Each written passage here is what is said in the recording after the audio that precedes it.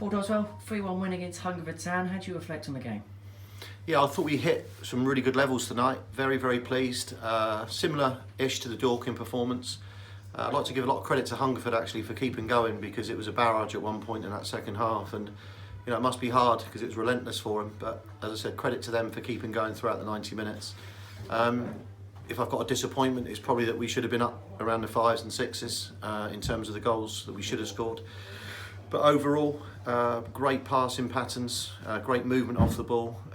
We just said in the manager's room there that I think in the main we were at 7s and 8s, and there was possibly 5 or 6 players that could have hit 8s and 9s. And if you get those types of numbers in your team, then you're going to win a lot of football matches. Of course, it's pleasing at any time in the season, but at this period in the season where we've got a few big matches coming up, to go into that with that sort of form, it's got to be very pleasing for yourself. Yeah, I mean, listen, okay, we kept it within the camp, but we really only had 2 fit substitutes tonight. We lost Alfie Rutherford again after 20 minutes with another dead leg, almost in the same area as before.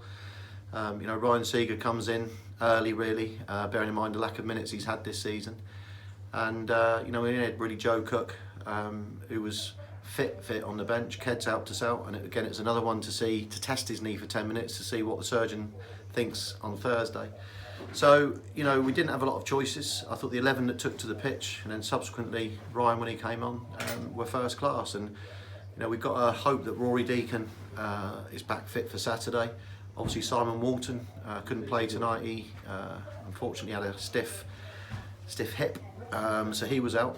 Again, named on the bench, but he couldn't have come on. So we've had a few issues with injuries, but I think the lads, the starting 11 and 12 that could do something were excellent. And that's Bradley Tarbuck's first start as well. I thought, again, we asked him to use his pace more and drive at people more, and I thought Bradley had a very, very good 70 minutes tonight before he got cramped. So, a lot of good things tonight. Considering that we only had 2 fit substitutes, as you just said, going 2-0 up early on, I suppose that was the ideal tonic, so that you didn't have to risk him so much, especially as he went 3-1 up in the second half. It's more the disappointment was Alfie, because he got his goal on Saturday. He set the first goal up with a good strike, and then the next thing I'm looking at him, and he's clearly been kneading his thigh again, and that was bringing on Ryan almost too early for us. And I'm looking behind me knowing that Joe Cook was really the only other fit sub that we had. So it was a bit of a conundrum, that, to be fair. But as I said, we waited and waited on the last subs, and in the end, Bradley got cramped, so he had to come off. We just went to a back 5 in the end. Benny and Strakes went wing back, and we put Cookie into his preferred slot of centre half. And I thought the last 10 minutes we controlled the game beautifully and passed the ball and kept it and still created chances.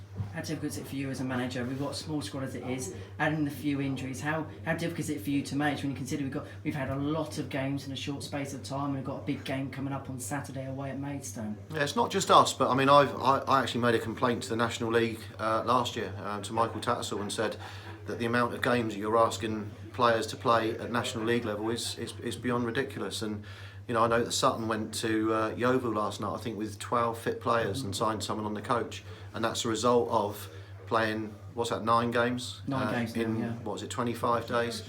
It's crazy. And then we're also, as supporters, having to pay 15 quids and 10 quids to get in, and expecting to see the same intensity, the same level of football, and it's just not possible.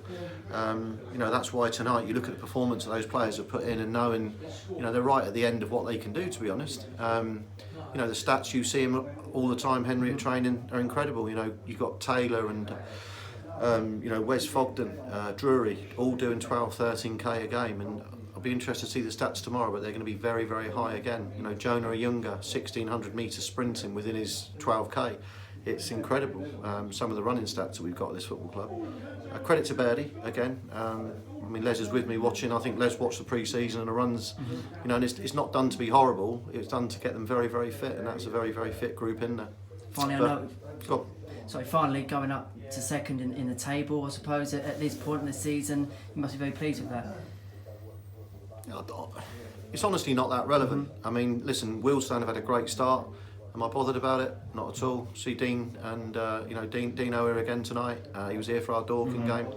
And he knows the score. He's a good manager. We all know the score. And at the end of the day, you start getting excited, as I said, February, March, if you're still up there.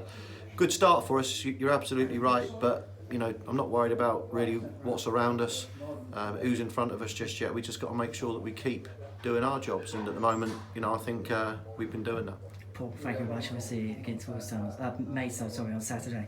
Well, I'm not going to Willstone, you might be going.